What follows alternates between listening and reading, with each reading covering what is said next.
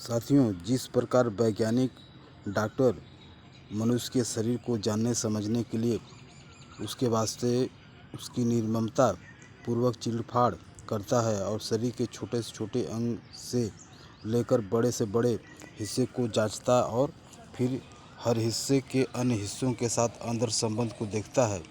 जैसे यह कि दिमाग का दिल के या पैर के साथ या फिर दोनों तीनों का एक दूसरे से आपस में क्या संबंध है, अथवा यह कि नसों के द्वारा किस प्रकार खून का दौरा शरीर में चलता है और कैसे संचालित होता है। मार्क्स एंगल्स ने इसी पद्धति पर समाज के हर हिस्से का और उसके बीच संबंधों का अध्ययन किया।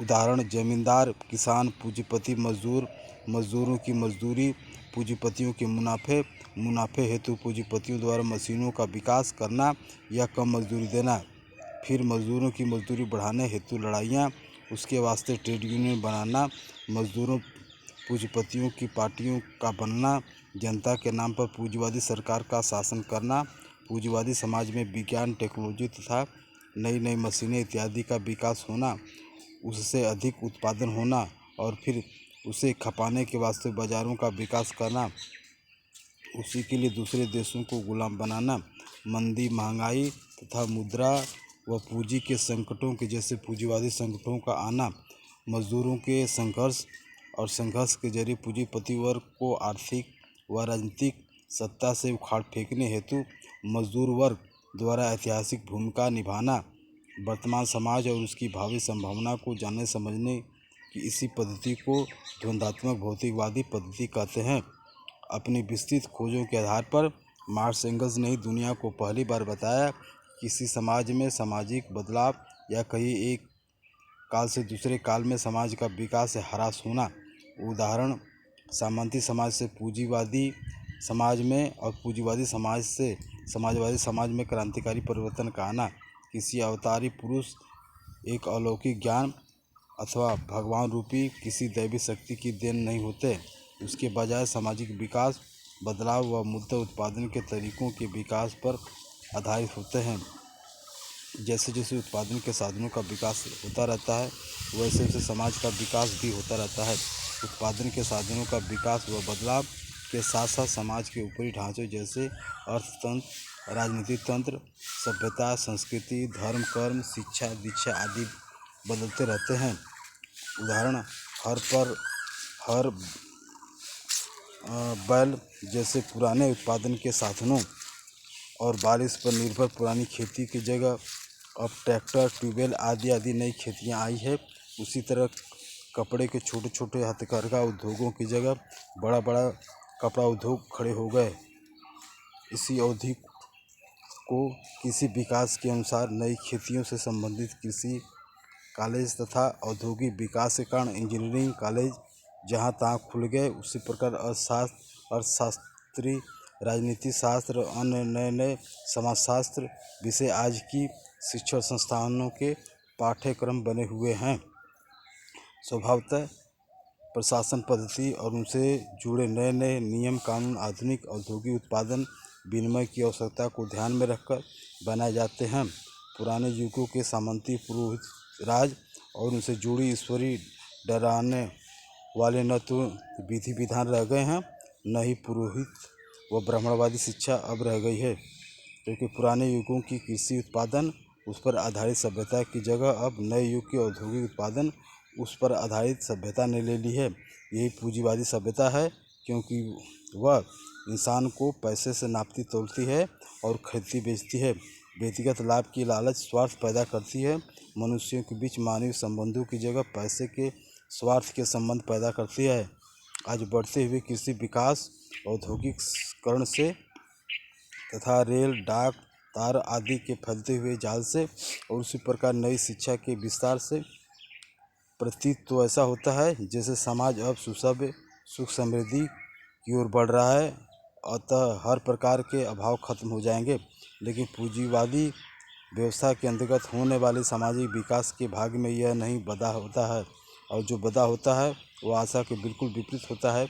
विकास की जिस सामाजिक ह्रास, समृद्धि की जगह अभाव, रोजगार की जगह बेरोजगारी, खुशहाली की जगह बदहाली समाज को गाहे बगाहे दबोचने लगती है। आशा के विपरीत आने वाले इन संकटों के क्या कारण होते हैं? जैसा कि 1983 में पिछले लगभग 10 सालों से भारत जैसे दुनिया के तमाम पिछड़े देशों और उन्हीं के साथ साथ अमेरिका, यूरोप के विकसित देश नाना प्रकार के संकटों में फंसे हुए थे। यह क्यों? क्या उनका किन्हीं कारण राजनेता या सत्ताधारी पार्टियों की मात्र गलत नीतियाँ है, जैसा कि अक्सर प्रचार किया जाता है? अगर ऐसा बात होती तो America, England, France, Germany, Italy जैसे देश या भारत, पाकिस्तान जैसे देश आर्थिक संकटों से हमेशा के लिए मुक्त हो गए होते, क्योंकि इन देशों में पिछले कई सालों से कितनी बार सरकार बदल चुकी है। तुरंत हुए क्या? सत्ता पर आने वाली हर पार्टी के हर नेता संकटों के समाधान की नई नई नीतियों के गट्ठर पर गट्ठर अपने सिर पर लेकर सत्ता पर आते रहे, परंतु संकटों के बादल और अधिक गहरे होकर तमाम देशों पर किसी अमंगल सूचक की तरह छाए रहते हैं। इससे हमें यह जरूर सीख लेना चाहिए कि पूंजीवादी संकट न तो किसी विशेष पार्टी की मात्र गलत नीतियों की देन है और न ही किसी विशेष पार्टी की मात्र सही नीतियों के संकट से छुटकारा मिल सकता है। अतः आर्थिक संकट हल करने के लिए पूंजीपतियों के धन पर पलने वाले राजनेताओं की वादे मात्र जनसाधारण जनता को छलने, उसे झूठ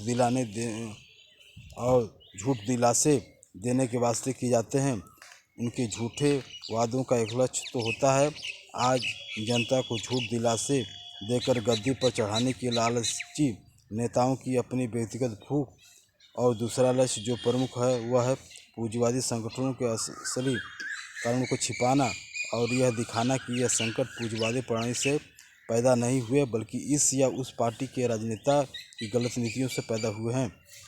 ऐसा करके राजनीतिक नेता पूंजीवाद और पूंजीवादी पार्टियों के आगे ढाल बन करके खड़े हो जाते हैं।